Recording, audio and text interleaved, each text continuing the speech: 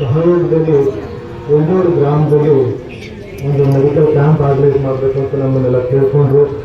ನಾವೆಲ್ಲ ಅದಕ್ಕೆ ಖುಷಿಯಾಗಿ ಒಪ್ಕೊಂಡು ಮತ್ತು ನಿಮಗೆ ಮಧ್ಯೆ ಒಂದು ಅವಕಾಶ ಆಗಬೇಕು ಅಂತ ಭಾವಿಸಿ ಹಾಗೂ ತಮ್ಮ ತಪಾಸಣೆ ಮಾಡೋದಕ್ಕೂ ಒಂದು ಅವಕಾಶ ಸಿಗುತ್ತೆ ಅಂತ ನಾನು ಆಶಿಸಿ ಇದಕ್ಕೆಲ್ಲ ತುಂಬ ಒಪ್ಕೊಂಡು ಇಲ್ಲಿ ಬಂದು ವೇದಿಕೆ ಮೇಲೆ ಆಸೀನರಾಗಿರುವಂಥ ಎಲ್ಲ ಜನರುಗಳಿರೋದು. ಮೆಡಿಕಲ್ ಕ್ಯಾಂಪನ್ನು ಆರ್ಗನೈಸ್ ಮಾಡಬೇಕಾದ್ರೆ ಸರ್ವೇ ಸಾಮಾನ್ಯವಾಗಿ ನಾವು ಏನು ನೋಡ್ತಾ ಇದ್ದೀವಿ ಅಂತ ಹೇಳಿದ್ರೆ, ಯಾರಿಗೆ ಕಾಯಿಲೆ ಇದೆ, ಯಾರು ಆಲ್ರೆಡಿ ಡಯಾಗ್ನೋಸ್ ಆಗಿದ್ದಾರೆ ಅಂಥವರು ಇದನ್ನು ಹೆಚ್ಚು ಭಾಗವಹಿಸೋದನ್ನು ನಾವು ನೋಡ್ತಾ ಇದ್ದೀವಿ.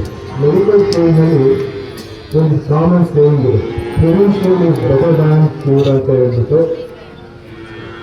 ಅಂದರೆ ಕಾಯಿಲೆ ಶುರುವಾದಾಗ ಟ್ರೀಟ್ಮೆಂಟ್ ತಗೊಳ್ಳೋದಕ್ಕಿಂತ ಮುಖ್ಯವಾಗಿ ಕಾಯಿಲೆನ ತಡೆಗಟ್ಟುವಂಥದ್ದು ನಮ್ಮ ಮೂಲ ಉದ್ದೇಶ ಆಗಿರಬೇಕು.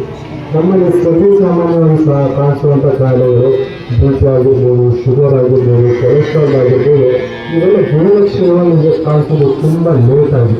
ಕಾಯಿಲೆ ಶುರುವಾಗಿ 6 ತಿಂಗಳಾಗಿರ್ಬೋದು, ವರ್ಷ ಆಗ್ಬೋದು, ಅಥವಾ 2 ವರ್ಷ ಆದಮೇಲೆ ಅದರ ಲಕ್ಷಣಗಳು ಕಾಣಿಸ್ತವೆ ನಮಗೆ.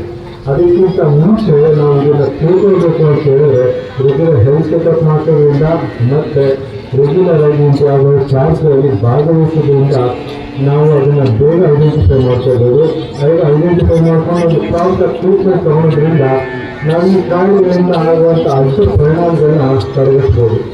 ಈಗ ನಾವು ಯಾವುದೇ ಕಾಯಿಲೆಗಳು ತಗೊಳ್ಳಿ, ಹಾಸ್ಪಿಟಲ್ ಅಡ್ಮಿಟ್ ಆಗಿರುವಂಥ 70% ಪೇಷಂಟ್ಸ್, ಇಲ್ಲ ಹಾರ್ಟ್ ರಿಲೇಟೆಡ್ ಪೇಷಂಟ್ಸ್ ಇರ್ಬೋದು, ಕಿಡ್ನಿ ರಿಲೇಟೆಡ್ ಪೇಷಂಟ್ಸ್ ಇರ್ಬೋದು, ಮಗು ರಿಲೇಟೆಡ್ ಕಾಯಿಲೆಯಿಂದ ಅಡ್ಮಿಟ್ ಆಗಿರುವಂಥ ಪೇಷಂಟ್ಸ್ ಇರ್ಬೋದು, ಇವರಿಗೆಲ್ಲ ರಿಸ್ಕ್ ಫ್ಯಾಕ್ಟರ್ಸ್ ಏನಾದರೂ ಯಾಕೆ ತೊಂದರೆ ಆಯಿತು ಅಂತ ತಿಳ್ಕೊಬೇಕು ಅಂತ ಹೇಳಿದ್ರೆ ಸಾಮಾನ್ಯವಾಗಿ ನಮಗೆ ಕಾಣಿಸೋದು ಬಿ ಪಿ, ಶುಗರ್ ಇರ್ಬೋದು, ಕೊಲೆಸ್ಟ್ರಾಲ್ ಸಮಸ್ಯೆ ಜಾಸ್ತಿ ಇರ್ಬೋದು, ಅಥವಾ ಸ್ಟ್ರೆಸ್ ಲೈಫ್ ಇರ್ಬೋದು, ಸೆಡೆಂಟರಿ ಲೈಫ್ ಸ್ಟೈಲ್ ಅಂತ ಹೇಳ್ತೀವಿ ಆಗಿರ್ಬೋದು, ಮತ್ತು ಸ್ಮೋಕಿಂಗ್.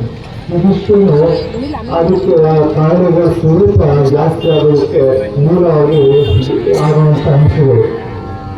ಸೊ ನಮಗೆ ಈಗ ಒಳ್ಳೊಳ್ಳೆ ಇನ್ವೆಸ್ಟಿಗೇಷನ್ ವೆರೈಟೀಸ್ ಇದೆ ಮತ್ತು ಟ್ರೀಟ್ಮೆಂಟ್ ಆಪರ್ಚುನಿಟೀಸ್ ಇದೆ. ಯಾವಾಗ ಬಿ ಪಿ, ಶುಗರ್ನ ಅರ್ಲಿಯಾಗಿ ಡಿಟೆಕ್ಟ್ ಮಾಡಿಕೊಂಡು ಅದಕ್ಕೆ ಟ್ರೀಟ್ಮೆಂಟ್ ತಗೊಂಡ್ರೆ ಅದರಿಂದ ಆಗುವಂಥ ಹೃದಯ ಸಂಬಂಧಪಟ್ಟ ಕಾಯಿಲೆಗಳನ್ನ ತಡೆಗಟ್ಬೋದು, ಅದರಿಂದ ಆಗುವಂಥ ಕಿಡ್ನಿ ಸಂಬಂಧಪಟ್ಟ ಕಾಯಿಲೆಗಳನ್ನ ತಡೆಗಟ್ಬೋದು, ಮತ್ತು ಅದರಿಂದ ಆಗುವಂಥ ಮೂಗಿಗೆ ಸಂಬಂಧಪಟ್ಟ ಕಾಯಿಲೆಗಳನ್ನ ನಾವು ತಡೆಗಟ್ಬೋದು.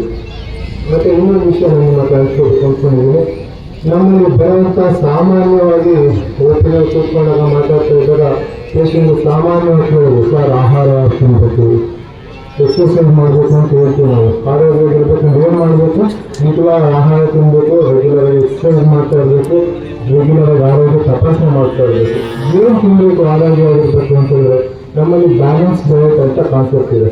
ನಮ್ಮ ಡಯಟಲ್ಲಿ ಕಾರ್ಬೋಹೈಡ್ರೇಟ್ಸ್ ಇರಬೇಕು, ಪ್ರೋಟೀನ್ಸ್ ಇರಬೇಕು, ಫ್ಯಾಟ್ಸ್ ಇರಬೇಕು, ಮಿನರಲ್ಸ್ ಇರಬೇಕು, ನ್ಯೂಟ್ರಿಯೆಂಟ್ಸ್ ಇರಬೇಕು, ಮತ್ತು ಫೈಬರ್ಸ್ ಇರಬೇಕು. ಕೊಲೆಸ್ಟ್ರಾಲ್ ಜಾಸ್ತಿ ಆಗೋದು ಯಾವಾಗ ಅಂತೇಳಿ ನಾವು ಆಹಾರದಲ್ಲಿ ಜಾಸ್ತಿ ಕಾರ್ಬೋಹೈಡ್ರೇಟ್ಸ್ ಇನ್ಕ್ಲೂಡ್ ಮಾಡ್ಕೊಂಡಾಗ. ಕಾರ್ಬೋಹೈಡ್ರೇಟ್ಸ್ ಯಾವುದು? ನಮಗೆ ರೆಗ್ಯುಲರಾಗಿ ತಿನ್ನುವಂಥ ರೈಸ್ ಆಗಿರ್ಬೋದು, ರಾಗಿ ಆಗಿರ್ಬೋದು, ಗೋಧಿ, ಜೋಳ, ಇದರಲ್ಲೆಲ್ಲ ಕಾರ್ಬೋಹೈಡ್ರೇಟ್ಸ್ ಕ್ವಾಂಟಿಟಿ ಜಾಸ್ತಿ ಇರುತ್ತೆ. ನಾವು ಎಷ್ಟೋ ಜನ ಏನು ಕೇಳ್ತಾ ಇರ್ತೀವಿ, ನಮ್ಗೆ ಹೇಳ್ತಾರೆ, ಸರ್ ನಾವು ಮಾಮೂಲಿ ಊಟ ಮಾಡ್ತೀನಿ, ಸ್ವಲ್ಪ ಊಟ ಮಾಡ್ತೀನಿ, ಅಂದ್ರೂ ತೂಕ ಇರ್ತಿಲ್ಲ, ಅಂದ್ರೂ ನಮ್ಮ ಬಿ ಪಿ ಕಡಿಮೆ ಆಗ್ತಿಲ್ಲ, ಅಂದ್ರೂ ಶುಗರ್ ಕಡಿಮೆ ಆಗ್ತಿಲ್ಲ, ಅಂದ್ರೂ ನಮ್ಮ ಕೊಲೆಸ್ಟ್ರಾಲ್ ಜಾಸ್ತಿ ಹೋಗುತ್ತೆ. ಯಾವಾಗ ಆಹಾರ ಪದ್ಧತಿ ನಾನು ಬರೀ ಕೊಲೆಸ್ಟ್ರಾಲ್ ಅಥವಾ ಬರೀ ಕಾರ್ಬೋಹೈಡ್ರೇಟ್ಸ್ ಸೇವನೆ ಮಾಡ್ಕೊಂಡಿರ್ತೀರಲ್ಲ, ಆವಾಗ ಈ ಸಮಸ್ಯೆಗಳು ಕಡಿಮೆ ಆಗೋಕ್ಕೆ ಸಾಧ್ಯವಿಲ್ಲ. ಸೊ ಬ್ಯಾಲೆನ್ಸ್ ಡಯಟ್ ಕಾನ್ಸೆಪ್ಟ್ ಏನಾಗುತ್ತೆ, ನೀವು 200 ಗ್ರಾಮ್ ರೈಸ್ ತಿಂತಾ ಇದ್ದರೆ 100 ಗ್ರಾಮ್ ರೈಸ್ ತೊಗೊಳ್ಳಿ, ಇನ್ನು ಅದಕ್ಕೆ 100 ಗ್ರಾಮ್ ಪ್ರೋಟೀನ್ಸ್ ಹಾಕ್ಕೊಳ್ಳಿ. ಪ್ರೋಟೀನ್ಸ್ನಲ್ಲಿ ಏನು, ನಾವು ತಿನ್ನೋ ಆಹಾರದಲ್ಲಿ ಪ್ರೋಟೀನ್ಸ್ ಯಾವುದೇ ಸಿಗುತ್ತೆ ಅಂದರೆ ಹಾಲಲ್ಲಾಗಿರ್ಬೋದು, ಸೋಯಾ ಬೀನ್ಸಲ್ಲಾಗಿರ್ಬೋದು, ಎಗ್ಗಲ್ಲಾಗಿರ್ಬೋದು, ಮತ್ತು ಪನ್ನೀರಲ್ಲಾಗಿರ್ಬೋದು, ಕಡಲಲ್ಲಾಗಿರ್ಬೋದು, ಪ್ರೋಟೀನ್ ಅಂಶ ಜಾಸ್ತಿ ಇರುತ್ತೆ. ಇದನ್ನು ನಾವು ಇನ್ಕ್ಲೂಡ್ ಮಾಡ್ಕೋಬೇಕು. ಮತ್ತು fat good fat is always good for health. ನಾವು ಫ್ಯಾಟ್ನ ಎಣ್ಣೆನ ತಿನ್ನಲೇಬಾರ್ದು ಅಂತಲ್ಲ, ಮಿತವಾಗಿ ಬಳಸಬೇಕು. ಮತ್ತು ಏನು ರಿಫೈನ್ಡ್ ಆಯಿಲ್ ಇದೆ ಅದನ್ನು ಯೂಸ್ ಮಾಡ್ಕೋಬೇಕು. ಇಲ್ಲಿ ಅಡಲ್ಟ್ರೇಷನ್ ಆಯಿಲ್ ತುಂಬ ನಡೀತಾ ಇದೆ, ಅದನ್ನು ನೋಡಿಕೊಂಡು ನಮಗೆ ಜಾಗದ ವ್ಯವಸ್ಥೆ ತುಂಬ ಇದೆ, ಅಲ್ಲೇ ಹೋಗಿ ಅಲ್ಲೇ ಸಾಮಾನ್ಯವಾಗಿ ನಿಮ್ಮದೇ ಕಾಯನ್ನು ಕೊಡಿ, ನಿಮ್ಮದೇ ಕಡಲೆಕಾಯಿ ಕೊಡಿ, ಅಲ್ಲೇ ಮಾಡ್ಕೊಡ್ತಾರೆ. ಆ ರಿಫೈನ್ಡ್ ಆಯಿಲ್ ಬಳಸೋದ್ರಿಂದ ನಮಗೇನು ಅಡಲ್ಟ್ರೇಟೆಡ್ ಆಯಿಲಿಂದ ಆಗುವಂಥ ಸಮಸ್ಯೆಗಳಿರುತ್ತೆ ಅದನ್ನು ತಡೆಗಟ್ಟಬಹುದು. ಮತ್ತು ಫೈಬರ್ಸ್ ಮತ್ತು ಮೈಕ್ರೋ ನ್ಯೂಟ್ರಿಯೆಂಟ್ಸ್ ಅಂತ ಹೇಳ್ತೀವಿ. ಇದು ನಮಗೆ ಆಹಾರದಲ್ಲಿ ಹಣ್ಣುಗಳಲ್ಲಿ, ತರಕಾರಿಗಳಲ್ಲಿ ಮತ್ತು ನಾವು ತಿನ್ನುವಂಥ ವೆಜಿಟೇಬಲ್ಸ್ನಲ್ಲಿ ಸೊಪ್ಪುಗಳಲ್ಲಿ ಜನ ಸಿಗುತ್ತೆ. ಸೊ ಇದನ್ನೆಲ್ಲ ಆದಷ್ಟು ಮಾಡ್ಕೋಬೇಕು. ಮಾಡ್ಕೊಂಡಾಗ ಏನಾಗುತ್ತೆ, ಆಹಾರ ಪದ್ಧತಿನಲ್ಲಿ ಶಿಸ್ತು ಬರುತ್ತೆ. ಅದನ್ನು ನಾವು ಮೇಂಟೈನ್ ಮಾಡ್ಕೊಂಡು ಹೋಗ್ಬೇಕು. ಆದಷ್ಟು ಕಾಯಿಲೆ ಸ್ವಭಾವ ತಿಳ್ಕೊಂಡಿರುವಂಥವ್ರು ಅದಕ್ಕೆ ಏನು ಮಾಡಬೇಕು ಅಂತ ನಾವು ಹೇಳಿರ್ತೀವಿ. ಈಗ ಶುಗರ್ ಕಡಿಮೆ ಬಳಸ್ಕೊಂಡು ಹೋಗ್ತೀವಿ, ಮತ್ತು ಎಣ್ಣೆ ಕಡಿಮೆ ಬಳಸ್ಕೊಂಡು ಹೋಗ್ತೀವಿ, ಕಾರ್ಬೋಹೈಡ್ರೇಟ್ಸ್ ಕಡಿಮೆ ಬಳಸ್ಕೊಂಡು ಹೋಗ್ತೀವಿ. ಇದನ್ನೆಲ್ಲ ಇಂಪ್ರೂವ್ ಮಾಡ್ಕೊಂಡು ಹೋಗ್ಬೇಕು. ಮತ್ತು ವ್ಯಾಯಾಮ ಪದ್ಧತಿ ಮತ್ತು ಎಕ್ಸಸೈಸ್ ಅಂತ ಹೇಳ್ತೀವಿ. ಇಲ್ಲ ಸಾಮಾನ್ಯವಾಗಿ ಹಳ್ಳಿಗಳಲ್ಲಿ ಹೇಳ್ಕೊಂತಾರೆ, ಸರ್ ಇಲ್ಲ ಸರ್ ನಾನು ಬೆಳಗಿನ ಸಂಜೆ ತನಕ ತೋಟದಲ್ಲಿ ಹೋಗ್ತೀನಿ, ಬೆಳಗಿನ ಸಂಜೆ ತನಕ ಕೆಲಸ ಮಾಡ್ತಿರ್ತೀನಿ. ಬೆಳಗಿನ ಸಂಜೆ ತನಕ ತೋಟದಲ್ಲಿ ಕೆಲಸ ಮಾಡಿ ತೊಂದರೆ ಇಲ್ಲ, ಹೋಗಿದಾಗ ಮಲ್ಕೊಂಡು ದಡ ಬಿಟ್ಬಿಟ್ರೆ ತೊಂದರೆ ಆಗುತ್ತೆ. ನಾನು ಇಷ್ಟೊಂದ್ಸಲ ನೋಡಿದ್ದೀನಿ, ಕಸ ಬೇಯಿಸ್ಕೊಂಡು ಅವತ್ತು ಕರ್ಕೊಂಡಿರೋ ತೋಟಕ್ಕೆ.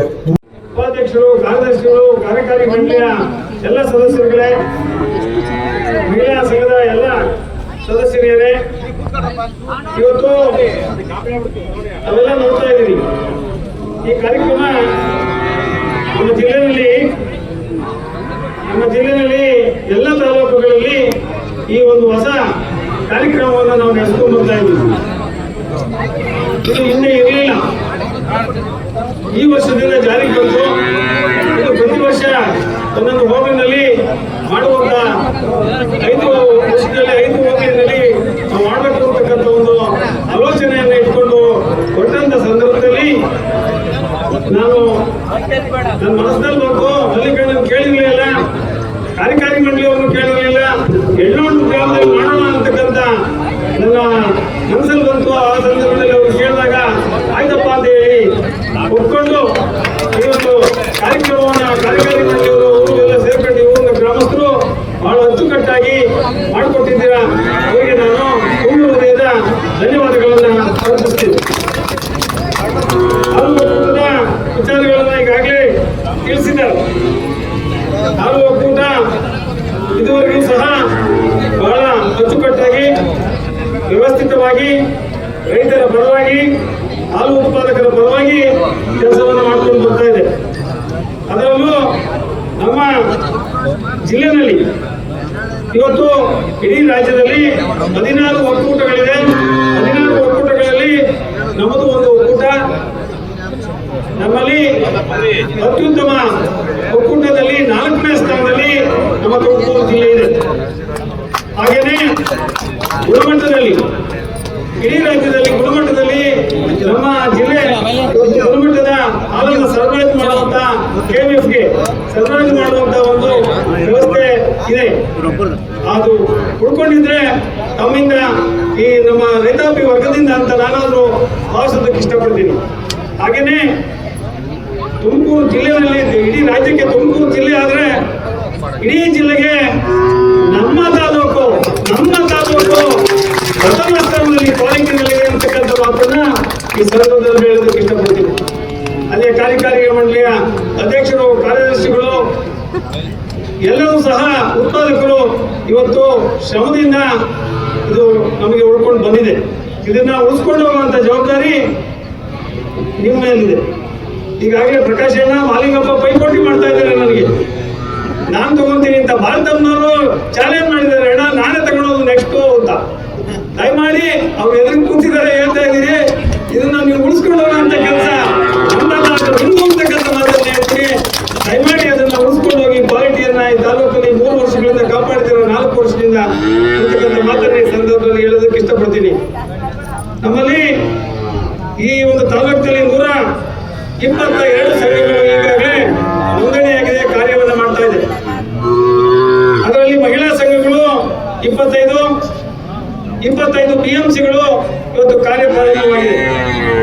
ಇವತ್ತು ನಮ್ಮ ತಾಲೂಕಿನಲ್ಲಿ 26,448 ಕುಟುಂಬಗಳಿಗೆ ಈ ಒಂದು ಹಾಲು ಉತ್ಪಾದಕರ ಸಹಕಾರ ಸಂಘಗಳು ಆಧಾರವಾಗಿದೆ. ಅವರ ಕುಟುಂಬಗಳ ಏಳಿಗೆಗೆ ಈ ಸಂಘಗಳು ಬೇಕಾಗಿದೆ. ಇನ್ನೂ ಸಹ ಹೆಚ್ಚು ಕುಟುಂಬಗಳು ಈ ಒಂದು ಹಾಲಿನ ವ್ಯವಸ್ಥೆಯನ್ನು ತೊಡಗಿಸ್ಕೋಬೇಕು ಅಂತಕ್ಕಂಥ ಮಾತನ್ನ ಈ ಸಂದರ್ಭದಲ್ಲಿ ಹೇಳೋದಕ್ಕೆ ಇಷ್ಟಪಡ್ತೀನಿ. ಇವತ್ತು ಸರಾಸರಿ ಮಹಿಳೆಯರು ಕೇವಲ 9,450 ಸಂಖ್ಯೆಯ ಮಹಿಳೆಯರು ಮಾತ್ರ ಈ ನಮ್ಮ ಸಂಘಗಳಲ್ಲಿ ತೊಡಗಿಸ್ಕೊಂಡಿದ್ದೀರಾ. ಇದು ಹೆಚ್ಚಾಗಬೇಕು ಅಂತಕ್ಕಂಥ ಮಾತನ್ನ ಈ ಸಂದರ್ಭದಲ್ಲಿ ಹೇಳೋದಕ್ಕೆ ಇಷ್ಟಪಡ್ತೀನಿ. ನಮ್ಮ ತಾಲೂಕಿನಲ್ಲಿ ಪ್ರತಿನಿತ್ಯ 86,800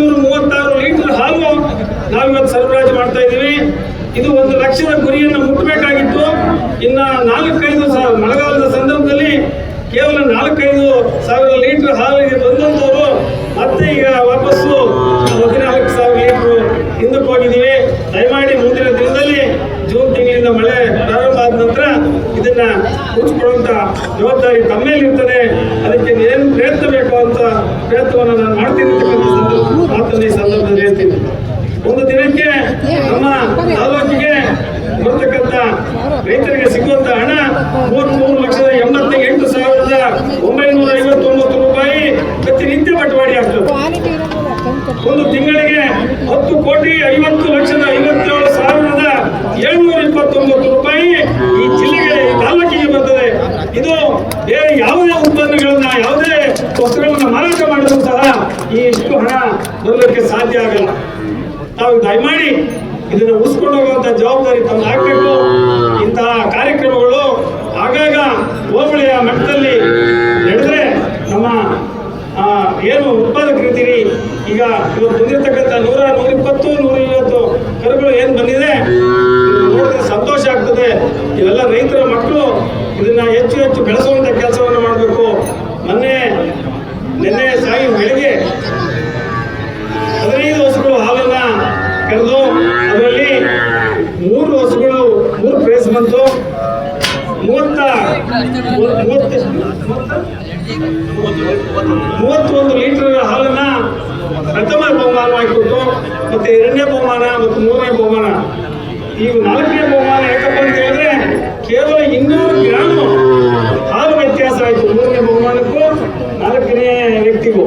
ಆ ಸಂದರ್ಭದಲ್ಲಿ ಅವ್ರಿಗೆ ಬೇಜಾರಾಗಬಾರ್ದು ಅನ್ನೋ ದೃಷ್ಟಿನಲ್ಲಿ ನಾನು 5,000 ರೂಪಾಯಿ ಬಹುಮಾನವನ್ನು ಕೊಡ್ತೀನಿ ಅಂತಕ್ಕಂಥ ಮಾತನ್ನ ಅವರಿಗೆ ಹೇಳ್ಕಳಿಸ್ತೀವಿ. ಅವರು ಒಂದು ಸ್ವಲ್ಪ ಯಾಕೆಂದ್ರೆ ಅವ್ರು ಬರ್ಬೇಕಾಗಿತ್ತು.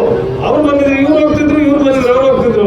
ಆಸುಪಾಸನೆ ಬಂದ್ರಿಂದ ಅವ್ರಿಗೆ ಯಾರಿಗೂ ಬೇಜಾರಾಗಬಾರ್ದು ಅಂತಕ್ಕಂಥ ದೃಷ್ಟಿನಲ್ಲಿ ಮಾಡಿದ್ದೀನಿ. ಇವತ್ತು ಏನು ನಮ್ಮ ಹಸುಗಳು ಏನು ಭಾಗವಹಿಸಿದ್ದು ಹಸುಗಳಿಗೆ ಎಲ್ಲರಿಗೆ ಸಮಾಧಾನಕರ ಬಹುಮಾನವನ್ನು ಕೊಡಬೇಕು ಅಂತ ಹೇಳಿ ನಾನು ಆಲೋಚನೆಯನ್ನು ಮಾಡಿ ಸಮಾಧಾನ ಬಹುಮಾನವನ್ನು ನಾನು ಕೊಡ್ತೀನಿ. ಮತ್ತೆ ಎಲ್ಲ ಹಸುಗಳಿಗೆ ಒಂದೊಂದು ಬಂದಿದ್ದಂತ ಭಾಗವಹಿಸಿದಂತ ಎಲ್ಲ ರಾಸುಗಳಿಗೆ ಮ್ಯಾಟನ್ನು ಉಚಿತವಾಗಿ ಕೊಡ್ತೀನಿ ಅಂತಕ್ಕಂಥ ಮಾತನ್ನ ಈ ಸಂದರ್ಭದಲ್ಲಿ ಹಾಗೆಯೇ ಈ ತಾಲೂಕಿಗೆ ಈ ಒಂದು ಹೈನುಗಾರಿಕೆ ಬರೋದಕ್ಕೆ ಮೊದಲು ಕಾರಣೀಭೂತರಾಗಿದ್ದಂಥವರು ಜೆ.ಸಿ. ಮಾಧುಸ್ವಾಮಿ ಅವರು. ಪ್ರಪ್ರಥಮವಾಗಿ ಪ್ರಾರಂಭ ಮಾಡಿದ್ದು ಈ ತಾಲೂಕಲ್ಲಿ ಜೆ.ಸಿ. ಮಾಧುಸ್ವಾಮಿ ಅವರು. ಅಲ್ಲಿಂದ ಪ್ರಾರಂಭ ಆದಂತದ್ದು. ಅವರು ಜಿಲ್ಲೆಯ ಅಧ್ಯಕ್ಷರಾಗಿ, ರಾಜ್ಯದ ಅಧ್ಯಕ್ಷರಾಗಿ, ಶಾಸಕರಾಗಿ, ಮಂತ್ರಿಯಾಗಿ ಈ ತಾಲೂಕಿನ ಅಭಿವೃದ್ಧಿಯ ವಿರುದ್ಧ ಹೋರಾಟವನ್ನು ಮಾಡತಕ್ಕಂಥ ವ್ಯಕ್ತಿ. ಅದ ನಂತರ ಅಗಸರಳ್ಳಿ ಸಿದ್ದರಾಮಣ್ಣವರು, ದಿವಂಗತ ಅಗಸರಳ್ಳಿ ಸಿದ್ದರಾಮಣ್ಣವರು 2ನೇದಾಗಿ ಆಯ್ಕೆಯಾದರು. ಅವರು 5 ವರ್ಷಗಳ ಕಾಲ ಈ ಒಂದು ಸಂಸ್ಥೆಗಳಲ್ಲಿ ಕೆಲಸ ಮಾಡಿದ್ರು ಪ್ರಾಮಾಣಿಕವಾಗಿ. ತದನಂತರ ನಿಮಗೆಲ್ಲ ಗೊತ್ತಿದೆ ಅಳಮನೆ ಶಿವನಂಜಪ್ಪ, ದಿವಂಗತ ಅಳಮನೆ ಶಿವನಂಜಪ್ಪನವರು ಸತತವಾಗಿ 20 ವರ್ಷಗಳ ಕಾಲ ಈ ಒಂದು ಸಂಸ್ಥೆನಲ್ಲಿ ಕೆಲಸ ಮಾಡೋಗಿದ್ದಾರೆ. ಈ ತಾಲೂಕಲ್ಲಿ ಬೆಳೆ ಎಲ್ಲ ಕಡೆ ರೈತರಿಗೆ ಅನುಕೂಲ ಆಗೋ ಕಡೆ ಹಾಲು ಉತ್ಪಾದಕರ ಸಹಕಾರ ಸಂಘವನ್ನು ಸ್ಥಾಪನೆ ಮಾಡಿದರೆ ಅವರಿಗೆ ನಾವು ಸ್ಮರಿಸಬೇಕಾಗ್ತದೆ ಅಂತಕ್ಕಂಥ ಮಾತನ್ನ ಹೇಳೋದಕ್ಕೆ ಇಷ್ಟಪಡ್ತೀನಿ. ಹಾಗೇನೆ ನೀವು ಮೇಡಮ್ ಹೇಳಿದ ರೀತಿಯಲ್ಲಿ ನಂದಿನಿಯನ್ನು ಉಳಿಸ್ಬೇಕು. ಇವತ್ತು ಹಾಲಿನಲ್ಲಿ ಬಹಳಷ್ಟು ಪೈಪೋಟುಗಳಾಗ್ತಾ ಇದೆ.